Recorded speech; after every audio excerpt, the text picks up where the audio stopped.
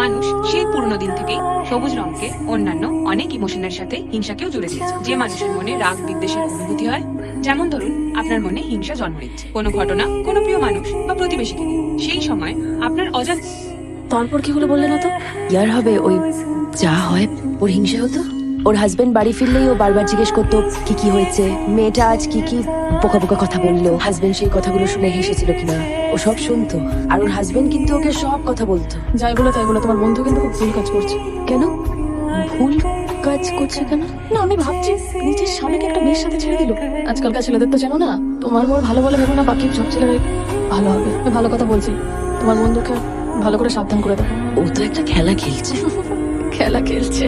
তোমার মনে হচ্ছে তোমার বন্ধু খেলাচ্ছে? সে করে বালি, আসলে না ওরা এখন আর কোনো খেলাই নেই। ও এখন মজায় মজায় রয়েছে, মাঝখানে তোমার বন্ধু রয়েছে, একা খেলে চলেছে। ছেড়ে দাও, আজকে ছেড়ে দাও, লাগছে, পারছি না।